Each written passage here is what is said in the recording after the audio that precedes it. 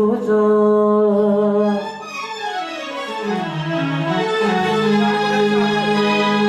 वक्रतुंड महाकाय सूर्यकोटि समप्रभ निर्विघ्नं कुरु मे देव सर्वकार्येषु लालनो शिवजी दे लालनो मनाच वसये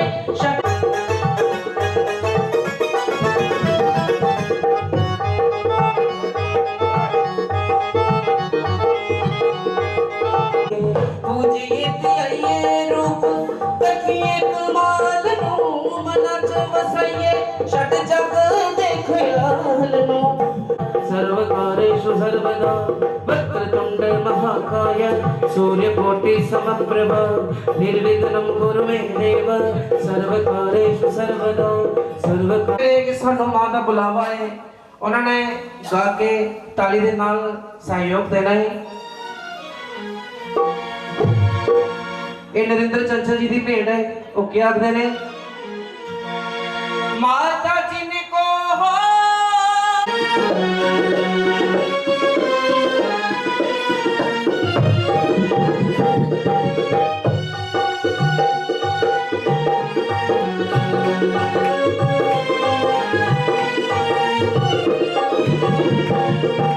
चलो बुलावा आया है माता ने बुलाया है चलो बुलावा आया। तेरी भक्ति से ना डरती तेरी शक्ति से ना डरती तेरी भक्ति डरती तेरे तरसू से डर लगता भी है हवा कला साथे तेरे तरसू से डर लगता भी है हवा कला साथे शिव जी गोरा गोरा बोले गोरा आया कला साथे शिव जी गोरा गोरा बोले गोरा आया कला तेरी शक्ति से ना डरती तेरी भक्ति से ना डरती तेरी शक्ति से ना डरती तेरी भक्ति से ना डरती तेरे नंदी से डर लगता भी जय हमारा कला साथे तेरे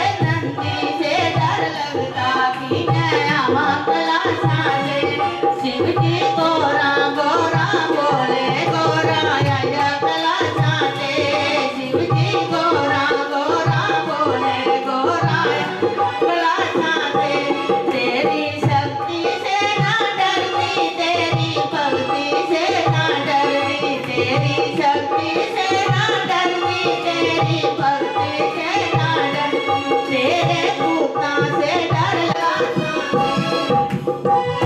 बोल शिव शंकर भगवान की जय बोल राधा कृष्ण भगवान की जय लड्डू गोपाल की जय तेरी गोपाल आ गया नियो सिक्के उठे चढ़िया में तू जावे ना हो फड़िया नियो सिक्के उठे चढ़े में तू जावे ना हो फड़िया नी मैं देखती रही मक्खन सारा खा गया नी मैं देखती रही मक्खन सारा खा गया राती सपने देवी चली गोपाल आ गया राती सपने देवी चली गोपाल आ गया नी गोपाल आ गया नंद लाल आ गया नी गोपाल आ गया नंद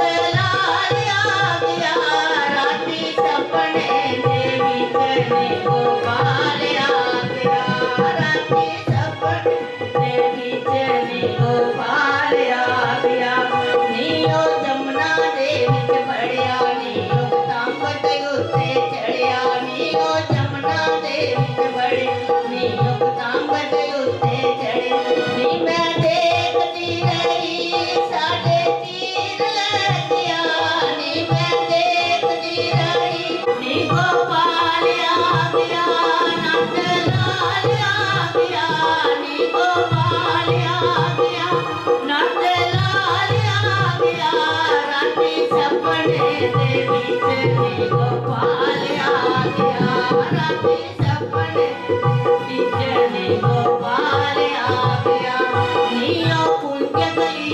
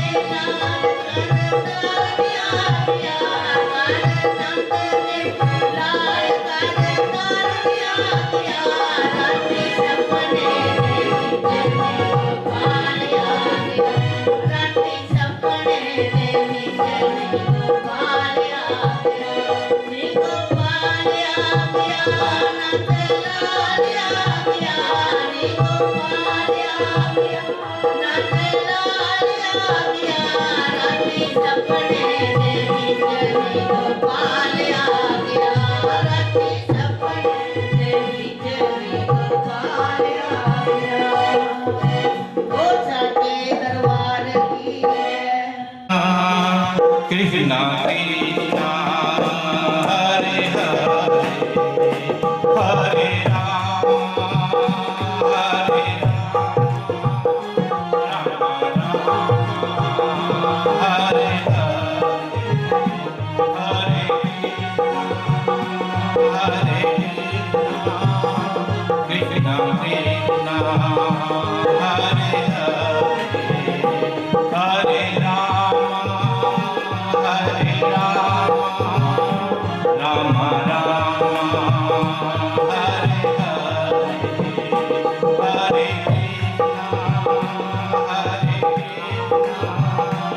कृष्णा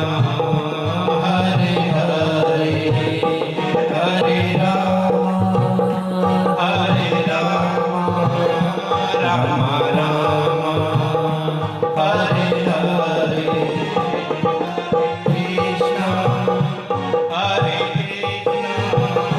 कृष्णा कृष्णा हरे हरे राम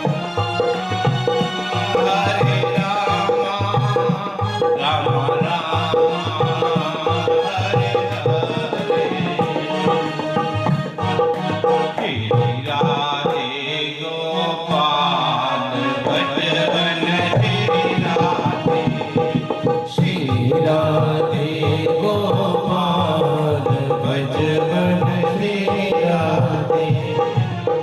कृष्णा हरे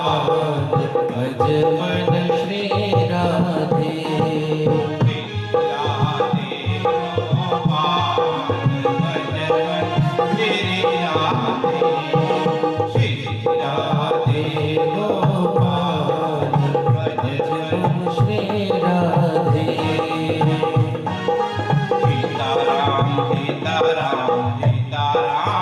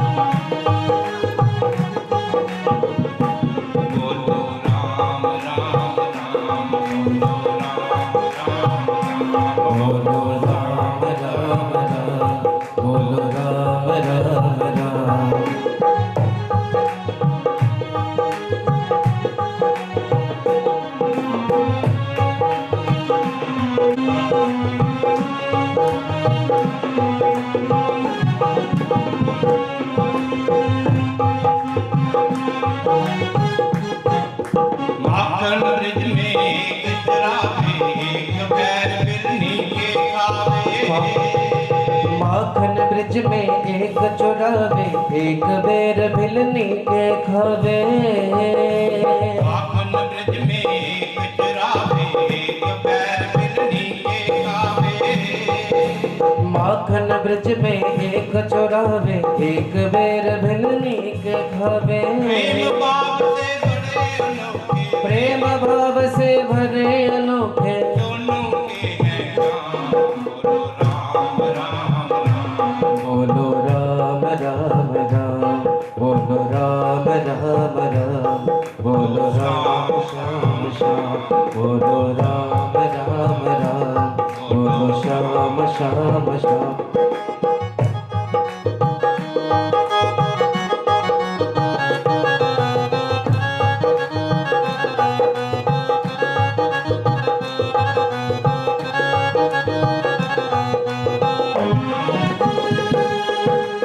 एक कंस पापी को मारे, एक दुष्ट रावण संहारे।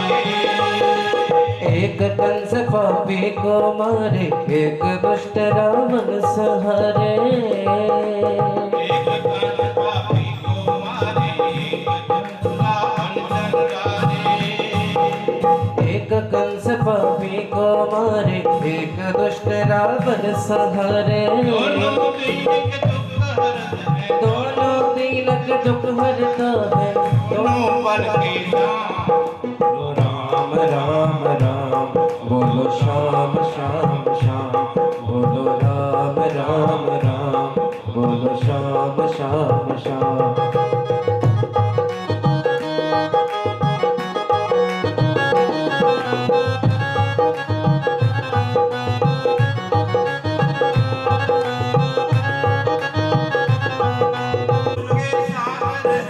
दोनों ही सुख के सागर है, दोनों ही सुख के सागर है। दोनों पूर्ण श्याम। बोलो राम राम राम, बोलो श्याम श्याम श्याम, बोलो राम राम राम, बोलो श्याम श्याम श्याम।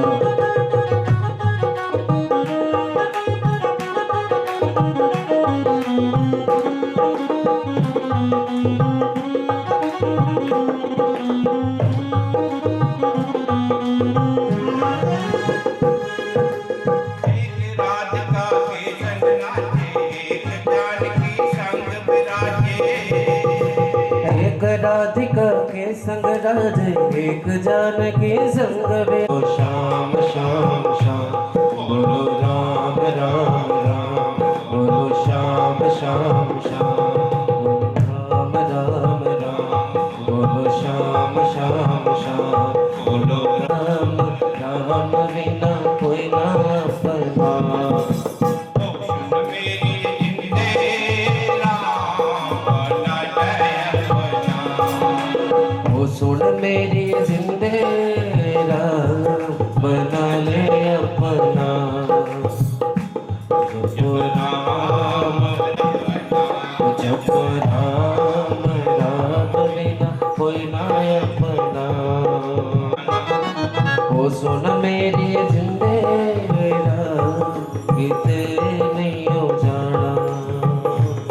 जप राम राम बिना कोई ना अपना।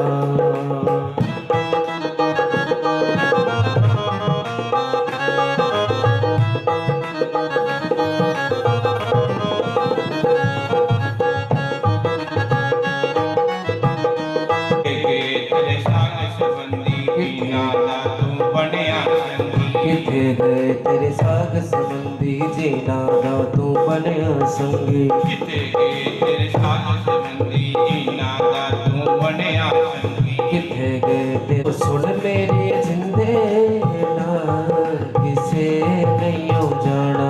जप राम राम बिना कोई ना अपना। जप राम राम बिना कोई ना अपना।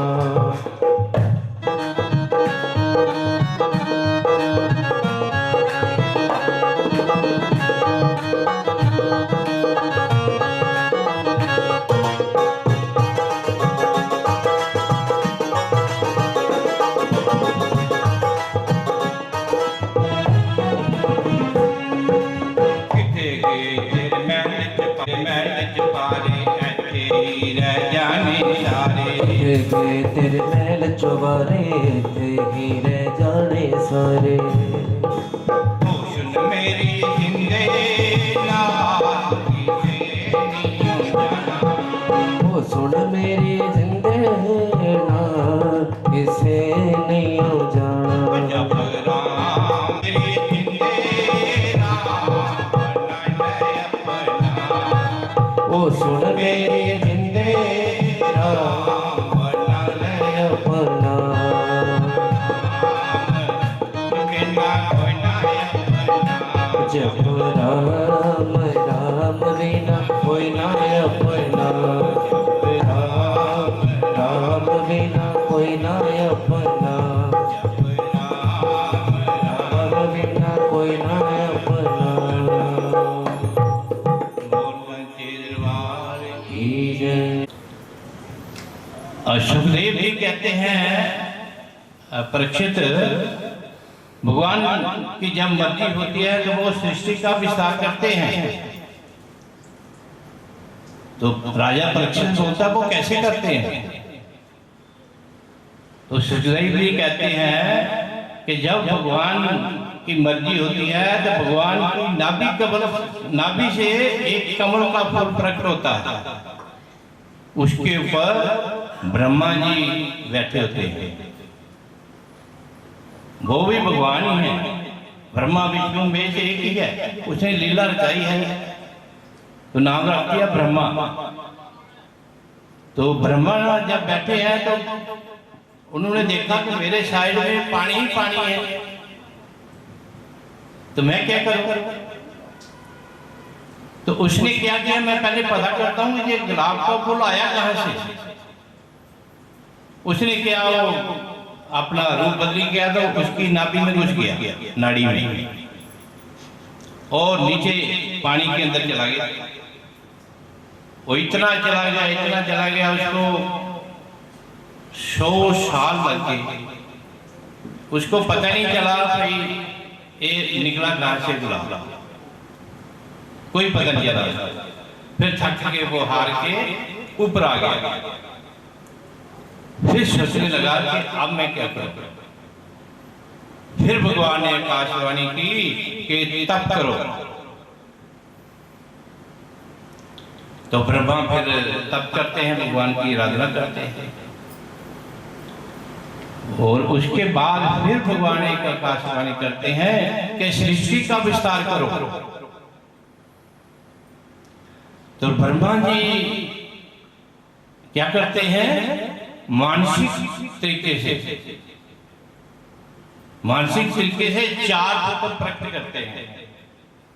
उनके नाम सुना होगा आपने, सनातन, संत कुमार, वो 4 हैं तीनों, जो छोटे छोटे हैं, भगवान का ही रूप है वो। जब वो प्रकट हो गए तो ब्रह्मा ने क्या बोला उनको कि हे पुत्रो, तुम सृष्टि का विस्तार करो। वो सृष्टि का विस्तार करें वो तो धर्मात्मा थे। उन्होंने बोला हम पहले भगवान का भजन करेंगे, उसके बाद सृष्टि का हम विस्तार करेंगे। तो इतना क्या है कि वो चले गए उत्तराखंड में प्रभु के धाम। वहां बहुत महिमा है। भगवान ने वहां पे तपस्या किया है। विष्णु पहले ये जगह जो थी शिव जी के पास थी, तो भगवान आए इनके छोटे रूप में, इनसे बड़ी रिक्वेस्ट करके शिव जी को फिर भेजा केदारनाथ में। तो खुद बैठ के विष्णु भगवान बद्रीनाथ में इन्होंने काफी तपस्या किया है। और मां लक्ष्मी ने इनको साते के रूप में, बैरी के रूप में वहां पे उनको छाया दिया है। क्योंकि उधर का मौसम जो है ना थोड़ा बर्फीला है, ठंड है। तो वो चले गए वहां पे भक्ति करने। उसके बाद ब्रह्मा ने सोचा कि ये तो चले गए, इन्होंने मेरा कहना नहीं माना, अब मैं क्या करूं। ब्रह्मा बहुत क्रोधित हो गए। इतने क्रोधित हो गए कि उनका गुस्सा जो बाहों के बीच में से निकला और उससे क्या हुआ, एक नीले और लाल रंग का छोटा सा बालक प्रकट हुआ। वो रोने लगा। ब्रह्मा बोले कि आप रोते क्यों? उन्होंने बोला मेरा नाम क्या है और मैं क्या काम करूं? बोला आपका नाम है रुद्र, आप सृष्टि का विस्तार करो, आप प्रजापति हो इसलिए आप सृष्टि का विस्तार करो। तो बोला ठीक है जी। तो रुद्र भगवान जाने शिव जी को ही कहते हैं रुद्र, शिव जी भगवान ये लगभग आपने जैसे नंग दड़ंग और किसी का मुंह टेढ़ा, किसी का मुंह बगैर मुंह में भी किसी ने मुंड वाला, बोला आप बंद कर दो और आप जाओ कैलाश पर्वत पे तपस्या करो। तो रुद्र देवता और बाकी जितने भी उसने मानसिक तरीके से उत्पन्न किए थे वो सभी चले गए कैलाश पर्वत, वहां पे तपस्या करने गए। तो भोले शंकर की जगह ही कैलाश पर्वत है। तो उसके बाद फिर ब्रह्मा ने सोचा, फिर उसने संकल्प से अपने 10 पुत्र प्रकट किए। 10 पुत्र जब प्रकट किए थे उसमें से एक नारद भी था। 10 पुत्र ये है जो बिरगु वगैरह, पुलस्त्य, सत्य, दक्ष, वशिष्ठ, ये सब 10 पुत्र हैं उनके, मानस पुत्र हैं ये। और एक जो नारद 10वां पुत्र था वो उनकी गोदी से प्रकट हुआ था। और नारद को कहते हैं पिछले जन्म में एक दासी का पुत्र था। इसकी माँ जो है वो एक ब्राह्मण के घर में काम करती थी। तो ब्राह्मण जो था वो बहुत ही पूजा पाठी था और उसके पास संतों का जो डेरा आया रहता था। रोज संत आए करते थे, सत्संग करते थे, भजन कीर्तन करते थे। तो उनकी माँ जो है उनके जूठे बर्तन वगैरह साफ करती थी। तो नारद मुनि भी उनके साथ मदद करते थे और जितना भी वो संतों का जूठन रहता था वो इकट्ठा करके नारद मुनि जी खाते थे। नारद मुनि जी जो पहला जन्म है उसका पहला नाम जो है नंद है। तो इतना मतलब ये रूटीन का काम करते थे और वो भी उसी भजन में लग गया। नारद भी उन्हीं के साथ साथ वो भी भजन करना शुरू कर दिया उसने भगवान का। जैसे आप सत्संग सुनो, जैसे भागवत सुनते हो तो आपका ही मन शुद्ध हो जाता है और आपका ही मन करता है कि मैं भी भक्ति में चलूं। तो उसी तरीके से उसका भी मन जो है भक्ति में लग गया। काफी टाइम ये चलता रहा। तो एक दिन क्या हुआ कि उस ब्राह्मण को कहीं जाना पड़ा दूर। तो ब्राह्मण चला गया, अभी पीछे रह गए दोनों माँ बेटा। उसने बोला भाई हम तो अकेले ही हैं। तो ये भी भजन करते रहे। तो एक दिन क्या हुआ, उसकी माँ लकड़ियां लेने वन में गई। उस बेचारी को सांप ने डस लिया तो वो मर गई। जब नारद को पता चला कि मैया तो मर गई तो जो उसका क्रियाक्रम जो भी करना था कर दिया। उसके बाद नारद ने सोचा कि अभी मैं अकेला हूं, मैंने इधर क्या करना है। वो भी वन में चले गए। वो वन में चले गए भगवान की आराधना करने, भगवान की भक्ति करने के लिए। और कई वर्षों तक उसने भक्ति की और भगवान नारद की भक्ति में खुश होके उनको दर्शन दिए कि मैं आपकी भक्ति के लिए मैं बहुत खुश हूं, तो आप चलो हमारे धाम में। और भगवान के धाम में फिर नारद मुनि गए जब सृष्टि का विस्तार किया तो फिर ये नारद मुनि यानी कि ब्रह्मा के मानस पुत्र बन के उन्होंने भेजा। हम बोलते हैं ना दासी का पुत्र है, हमें पता नहीं था क्या है, तो ये स्टोरी है इसकी पूरी दासी के पुत्र की। भाई ये काम इसने किए थे, तब जाके दासी का पुत्र ब्रह्मा का पुत्र बना था।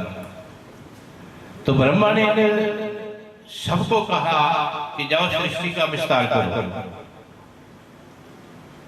तो इन्होंने भी कहा, बोला पिताजी हम पहले भगवान का भजन करेंगे फिर हम सृष्टि का विस्तार करेंगे।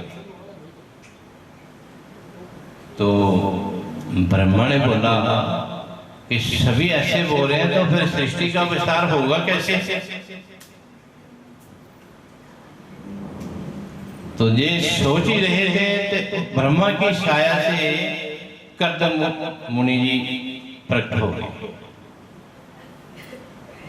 फिर कर्दम मुनि को ब्रह्मा ने कहा कि आप जाओ और सृष्टि का विस्तार करो। कर्दम मुनि ने कहा पहले मैं भगवान का भजन करूंगा, फिर मैं गृहस्थ आश्रम में जाऊंगा, जरूर जाऊंगा, पर पहले मैं भगवान का भजन कर लूंगा। उसके बाद ब्रह्मा सोचने लगा अभी तो सबके सब यही हैं। ब्रह्मा खुश हो गए, बोला बेटा मैं तुम दोनों का कल्याण हो, मैं बहुत खुश हूँ तुम्हारे पे। तुम ऐसा करो अपनी जैसे गुणवान प्रजा को उत्पन्न करो। बोला ठीक है पिताजी। बोला पिताजी आप मुझे ये बताइए कि मेरे लिए और मेरी प्रजा का जो रहने का स्थान है वो होता है पृथ्वी। तो पृथ्वी तो इस टाइम जल में डूबी हुई है, तो आप पहले पृथ्वी को ऊपर लाए तो फिर हम प्रजा को उत्पन्न करेंगे। और तब से स्त्री और पुरुष के संयोग से ये प्रजा जो उत्पन्न हुई है मनु और शत्रुपा के थे। ब्रह्मा सोचने लगा कि मेरा ये तो मैं तो नहीं कर सकता, पृथ्वी को जल से ऊपर मैं नहीं ला सकता, ये तो भगवान का काम है। ये सोच ही लिया था कि उसकी नाक इस तरह से एक अंगूठे के बराबर भरा रूप लेकर एक छोटा सा शिशु प्रकट हुआ। भरा रूप जब प्रकट हुआ तो वो देखते देखते क्षण भर में हाथी के बराबर बड़ा हो गया। फिर ब्रह्मा और मरीच आदि जितने भी ऋषि थे वे बोलता है ये शुक्र रूप में कौन किसने अवतार लिया है, जरूर भगवान ही हमारे को मोहित कर रहे हैं। तो इतने में भगवान ने गर्जना की और इतनी गर्जना की कि तीनों लोग कांप उठे और भगवान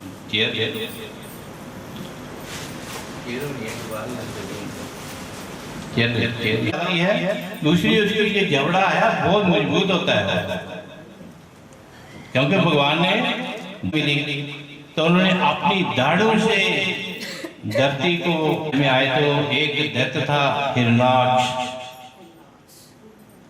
हिरणाक्ष और हिरण्यकश्यप आपने सुना होगा, दोनों भाई थे जी और है भी भगवान के पार्षद थे जी। इनको भी कोई साफ मिला था तभी ये दैत्य बने थे। इनकी कहानी बहुत लंबी आ गई, ये तो आपको भागवत में सुनते ही। तो हिरणाक्ष ने बोला कि जी तुम कौन हो, इस धरती को क्यों ऊपर लेके जा रहे हो, इसको यही पे छोड़ दो। तो भगवान ही है, उसके कहने से थोड़ा जब वो रुका नहीं तो वो आ गया अपनी गदा लेके भगवान को अटैक कर दिया। तो भगवान ने उसकी गदा पकड़ ली और एक गदा उसके सिर पे मारी तो उसका वहीं पे उदार कर दिया। फिर भगवान धरती को लेके जल से ऊपर आके वहां पे रख दिया, गति को रख दिया। उसके बाद खुद अंतर्ध्यान हो गया। फिर राजा मनु और शत्रुपा ने अपनी 5 संतानें उत्पन्न की। अपनी रानी से 5 संतानें उत्पन्न की। 2 लड़के थे उनके, एक प्रियव्रत और उस्तानपाद, और 3 लड़की थी उनकी, अकृति, देवहूति, प्रसूति। अकृति का ब्याह ऋषि प्रजापति के साथ किया था उन्होंने, और प्रसूति जो है दक्ष प्रजापति। संसार जो कर दिया है, ये 3 कन्या के वंश ने ही पूरा जो संसार है इन्हीं ने बनाया है। तो अभी हम इतना सृष्टि के बारे में आप समझ गए होंगे, तो अभी हम 1-2 भजन सुनाएंगे। उसके बाद फिर आगे कर्दम और देवहूति की कथा के बारे में जानकारी देंगे। आज हमारे ठाकर जी बहुत सुंदर लग रहे हैं मुझे। आपको लग रहे हैं? लग रहे हैं? तो तेरा किसने किया श्रृंगार श्याम रे, तेरा किसने किया श्रृंगार श्याम रे, लागे दुल्हा सा तू दिलदार श्याम रे, तेरा किसने किया श्रृंगार श्याम रे, तेरा किसने किया श्रृंगार श्याम रे, लागे दुल्हा सा तू दिलदार श्याम रे, तेरा किसने किया श्रृंगार श्याम रे, तेरा किसने किया श्रृंगार श्याम रे, लागे दुल्हा सा तू दिलदार श्याम रे, तेरा किसने किया श्रृंगार श्याम रे, तेरा किसने किया श्रृंगार श्याम रे।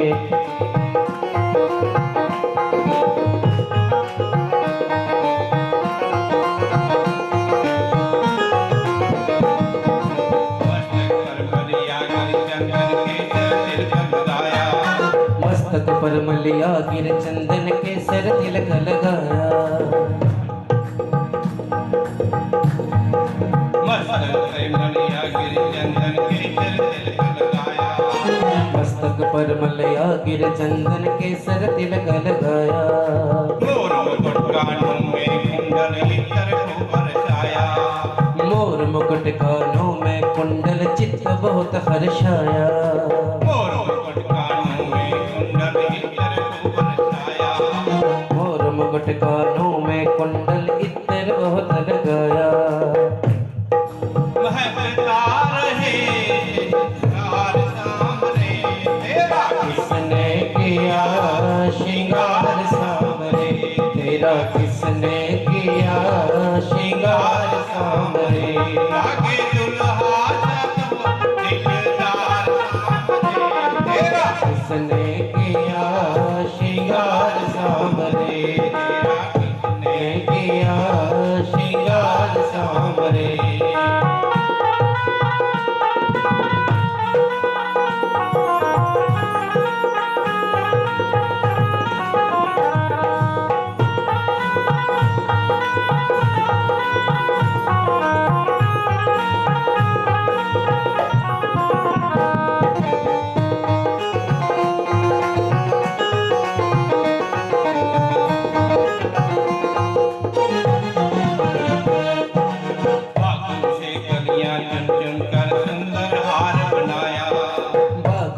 कलियां चुन चुन कर सुंदर हार बनाया, बागों से कलियां चुन चुन कर सुंदर हार बनाया, बागों से कलियां चुन चुन कर सुंदर हार बनाया, रहे सलामत हाथ सदा वो जिसने तुझे सजाया, रहे सलामत हाथ सदा वो जिसने तुम्हें सजाया, सजाता रहूं मैं हर बार शाम रे, तेरा किसने किया श्रृंगार श्याम रे, तेरा किसने किया श्रृंगार सामरे लागे दुल्हा साधु दिलदार सामरे तेरा किसने किया श्रृंगार सामरे तेरा किसने किया श्रृंगार सामरे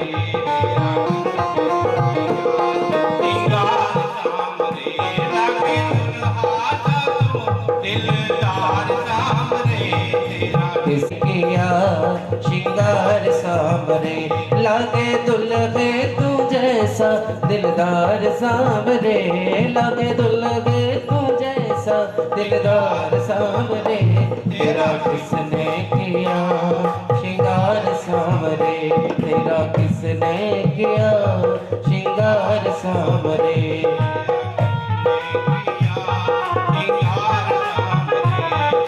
किसने किया श्रृंगार सामरे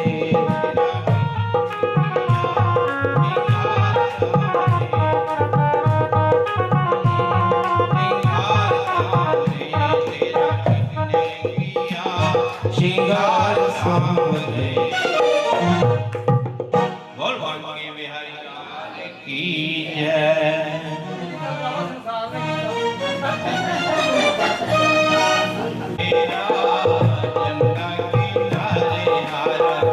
वाले दा डेरा मैनू भी ले जायो नाल वे शामा मैनू भी ले जायो नाल वे शामा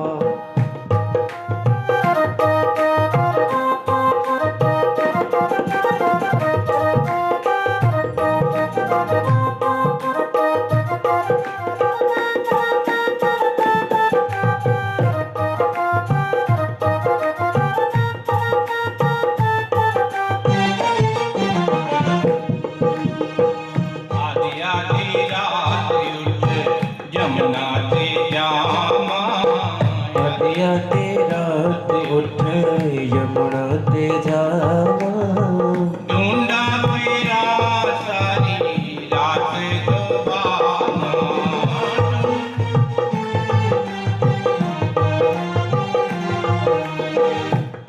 आधी रात उठ यमुना पे जावा आधी रात उठ यमुना ते जावा आधी रात उठ यमुना ते जावा ढूंढा तेरा सारी रात गवाना ओ टूंडा फिरा सारे रात बेगाना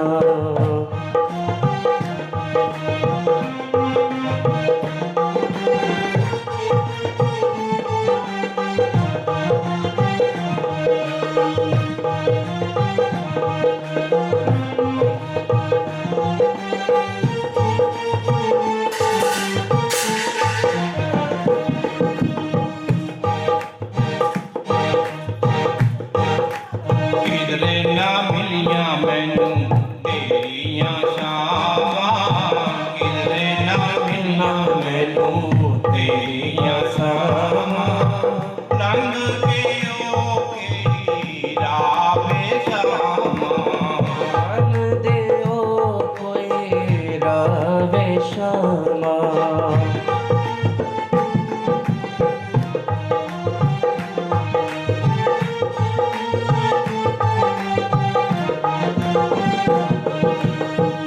यमुना किनारे हारा वाले दा डेरा यमुना किनारे हरा वाले दा डेरा मैनू मिला चल नालियो शामां ओ मैनू भी ले चल नाल वे शामा मैनू भी ले चल नाल वे शामा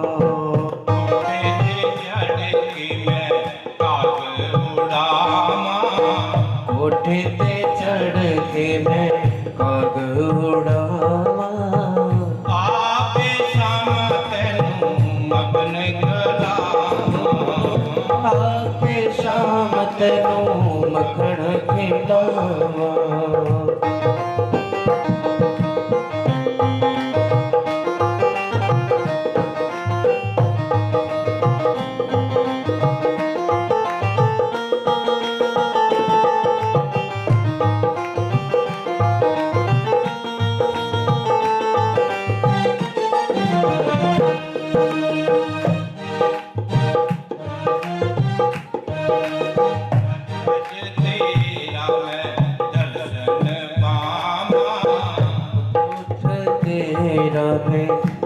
दर्शन पावा कर जामी पूरी जावे जाना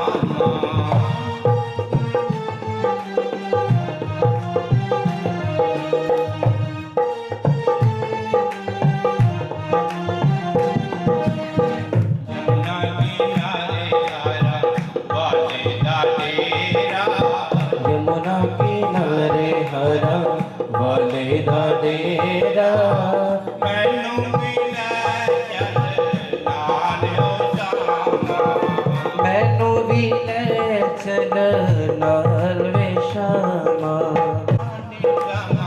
कल ना जानी ओ फिर भी तू साडे शामा कदर जदों दा तेरे नाल प्यार भी पाया जदों दा तेरे नाम प्यार भी पाया मैं का समय अपना आप गवाया मैं अपना आप गवाया जरा भी मैनू दर्शन आए जरा भी चल नाल बोलवांके बिहारी लाल की जय। अब अपने नेत्रों का फल मिल गया।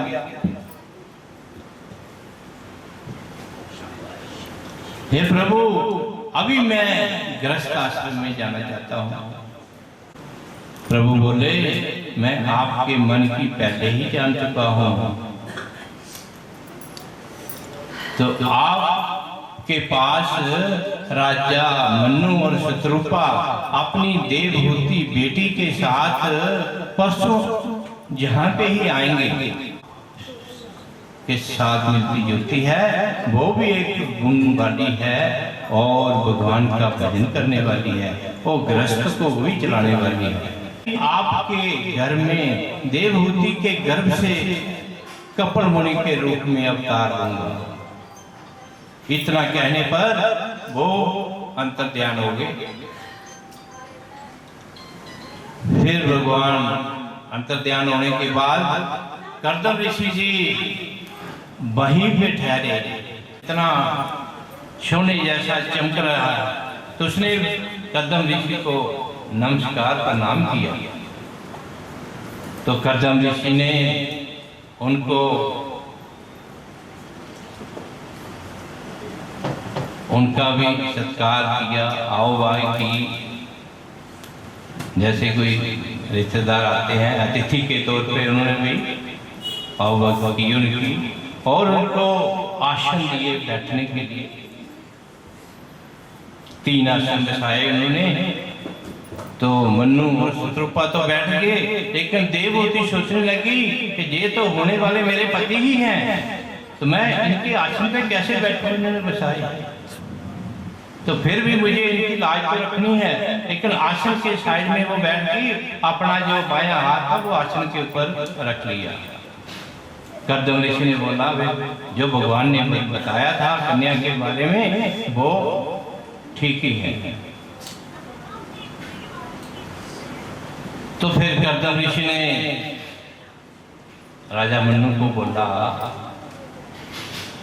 आप तो राजा हैं, आप कहीं भी जा सकते हैं, पर आज आप मेरे पास इधर कैसे आना हुआ। राजा मन्नू ने बोला कि मेरी ये पुत्री प्रिय वर्त स्थान पाद की बहन देवहूति, ये मैं आपको अर्पण करने आया हूँ। इसने जब से नारद के मुंह से सुना है आपके गुण और जस के बारे में, तो ये तभी से आपको अपना पति बनाने का निश्चय कर चुकी है। तो आप इसी को स्वीकार कीजिए। तो उसका मैं शुक्रिया अदा कर लूं। तो वह क्या हुआ कि वो समाधि में बैठ गए। ऐसे समाधि में बैठेंगे कई साल और समाधि से उठे ही नहीं। और देवहूति उनकी सेवा करती रही। आजकल शादी हो तो पहले बोलते हैं भाई हम तो मोबाइल चलते हैं, अगर फौजी है जैसे मतलब बाहर है तो बोलता भाई कमरे का बंदोबस्त कर लेना, तो घर में तो कोई रहता नहीं। लेकिन वो कई वर्षों तक समाधि में रहे, भगवान को पाने वाले हैं। इतने साल बीत गए कि देवहूति भी ऐसे जर्जर होगी, उनके जो बस्तर थे वो भी टूटे पुराने हो गए और उनके भार जो है वो लिटा पड़ गई उसमें। फिर एक दिन कर्दम ऋषि की कुदरती आंखें खुल गई। जब देखा कि देवहूति ज्यादा आ गया, तो मैंने तो शादी भी किया था। उसने बोला हे प्रिय, मैं आपकी इस सेवा से बहुत प्रसन्न हूँ, बहुत खुश हुआ, आपने मेरी बहुत सेवा की। आपने तो इतनी सेवा की कि आपने अपने तन मन को नहीं देखा। तो मैं आपको एक दिव्य दृष्टि प्रदान करता हूँ, अभी आप जाओ। नहीं सॉरी। फिर देवहूति ने बोला स्वामी, जब आपने शादी की थी तो वो याद करो, वो समय आ गया है, अब संतान की भी उत्पत्ति होनी चाहिए, उसके लिए एक भवन का निर्माण करो। तो कर्दम जी अपनी योग शक्ति में बैठ गए और एक विमान की रचना की। पहला विमान जो है कर्दम ऋषि ने रचा बनाया है, वो ऐसा विमान था कि ईशा के अनुसार कहीं भी जा सकता था। उसमें बहुत से कमरे थे, सजाए हुए थे, इतना अच्छा। तो फिर कर्दम मुनि ने बोला कि प्रिय जाओ, इस नदी में स्नान करके फिर विमान में बैठ जाओ। तो देवहूति तभी में गई। जैसे देवहूति ने डुबकी लगाई जल के अंदर, तो अंदर देखा कि एक भवन के अंदर हजारों शिष्यां, हजारों लड़कियां। कि तुम कौन हो? उन्होंने बोला हम आपकी दासी हैं। तो फिर उन्होंने देवहूति को ले गई और उनको अश्वी से स्नान किया और अच्छे वस्त्र और गहनों से और 16 श्रृंगार किया। जब देवहूति ने देखा कि चेहरे पे दर्पण में देखा, तो उसका चेहरा जैसे शादी के समय था, नौजवान, सुंदर और वैसे की वैसे द्वारा हो गई। फिर देवहूति ने कर्दम ऋषि का ध्यान किया। ध्यान करते ही देवहूति कहाँ पाई? देवहूति अपनी दासियों के साथ जहाँ कर्दम जी विमान में बैठे हुए थे वहां पे पाई।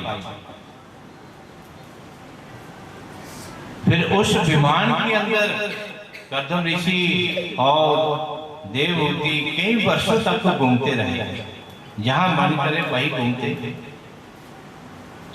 फिर देवहूति ने कहा स्वामी, अब संतान की उत्पत्ति भी होनी चाहिए। बोला ठीक है। तो कर्दम ऋषि ने देवहूति के गर्भ से 9 कन्या का एक साथ पैदा किया। तो जैसे जैसे कन्या वो बड़ी होती गई, जब बड़ी होगी तो कर्दम जी ने बोला क्या मैं अब वन में जा सकता हूं? देवहूति ने बोला हाँ, वन में तो जा सकते हो, पर पहले इन कन्या का वर ढूंढो और इनकी शादी करो, और मेरे लिए भी एक लड़के का सहारा मुझे बना के जाओ, फिर आप चले जाओ। कर्दम ऋषि ने बोला कि इन कन्या का विवाह तो मेरे पिता ब्रह्मा ने पहले निश्चित कर चुके हैं। जो 9-10 मानसपुत्र थे ना ब्रह्मा के, नारद ने तो शादी किया, और बाकी जितने थे वो इन्हीं की लड़कियों से शादी हुई, उनकी जितने भी ऋषि मुनि थे। तो जैसे उनकी शादी हो गई तो भगवान ने सोचा कि मैं अपनी वाणी को सच करने के लिए मैं देवहूति के गर्भ से अवतार हूं। तो देवहूति के गर्भ से भगवान ने कपड़ मुनि के रूप में अवतार ले लिया।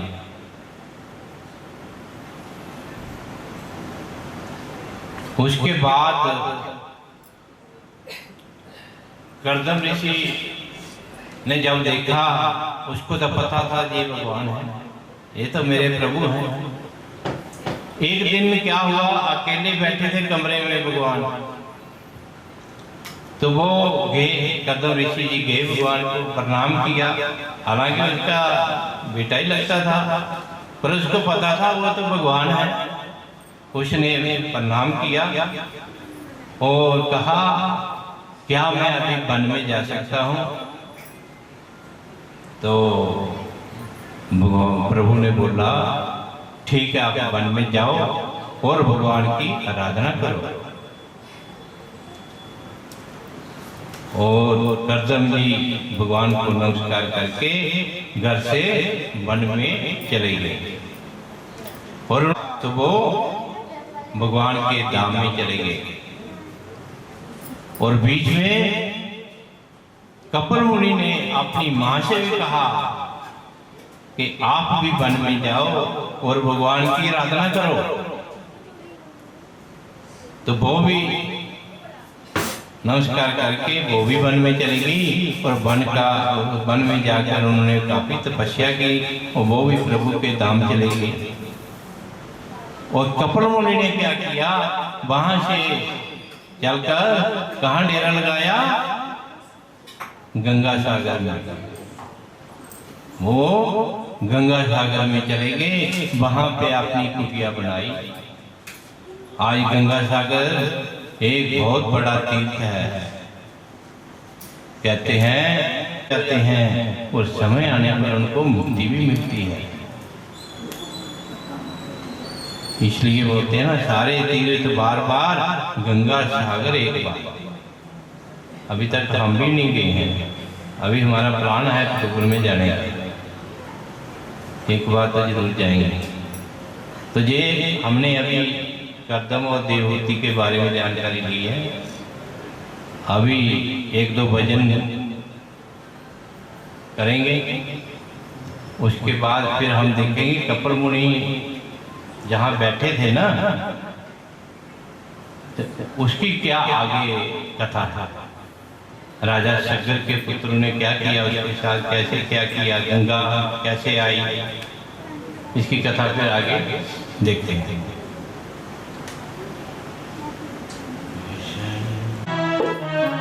मेरे कन्हैया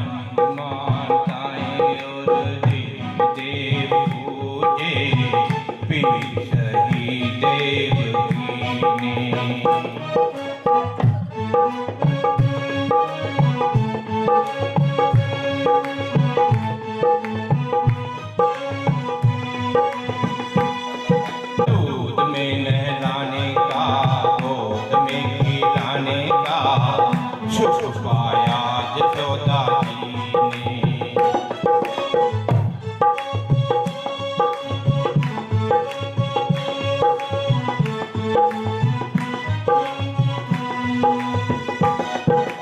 दूध में नहलाने का, गोद में खिलाने का सुख पाया जसोदा जी ने।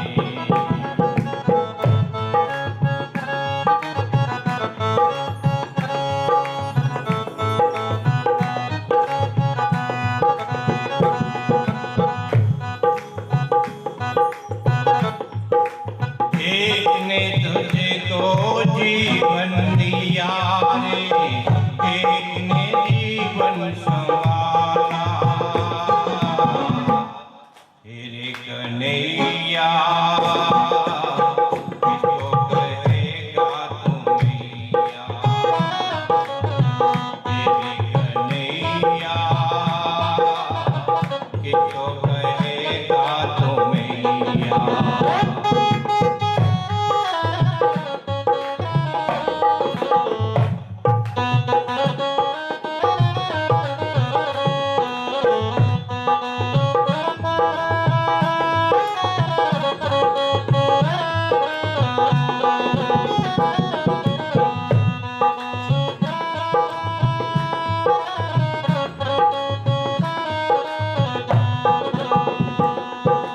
मरने के डर से भेज दिया घर से, देव पीने को पल में।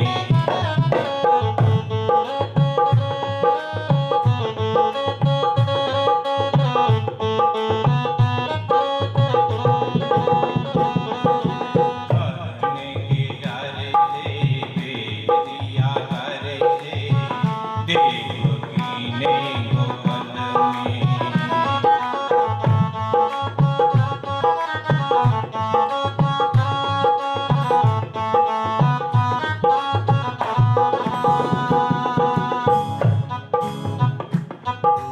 बिना दिए जन्म जसोदा बनी माता, तुझको छुपाया जग में।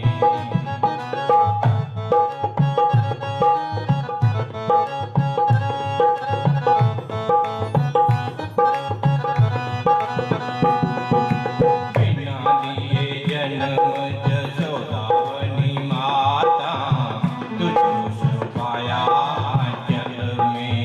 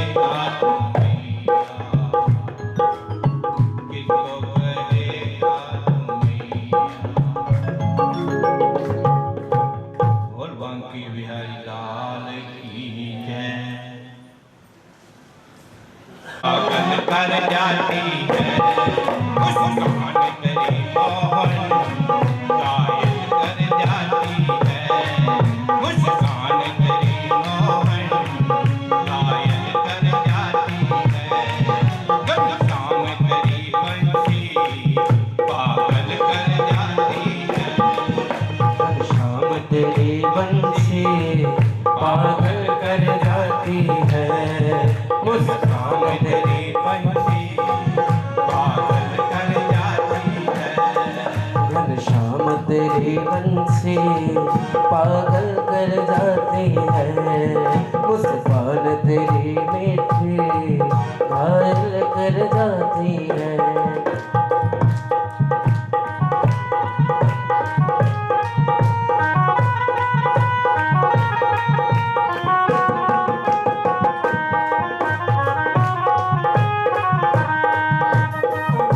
और किसी को जोश नहीं आ रहा? राधे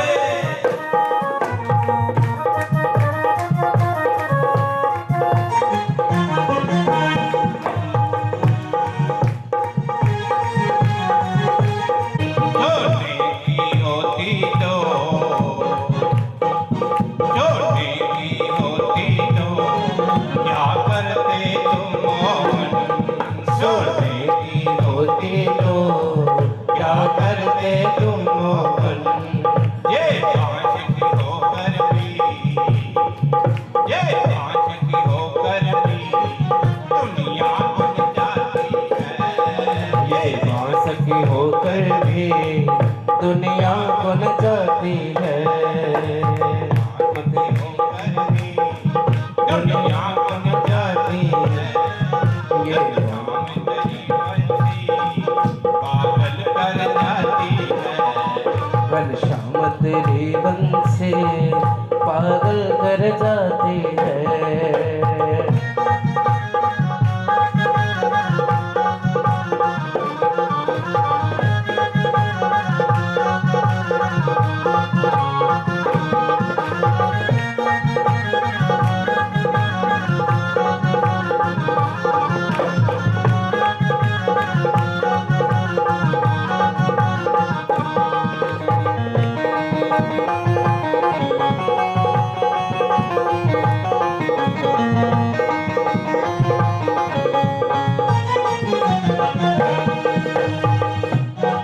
तुम भोरे होते तो, तुम भोरे होते तो क्या करते तुम मोहन, तुम गोरे होते तो क्या करते तुम मोहन, तुम भोरे होते तो क्या करते तुम मोहन, तुम गोरे होते तो क्या करते तुम मोहन। जब काले रंग पर ही, जब काले रंग पर ही दुनिया मर रहना बंसी ने सिखाया है। दुख दर्दों को सहना बंसी ने सिखाया है। इसके सेज हसीने में, इसके सेज हसीने में फिर भी मुस्काती है। इसके सेज हसीने में फिर भी मुस्काती है। घनश्याम तेरी बंसी पागल कर जाती है। पागल कर जाती है।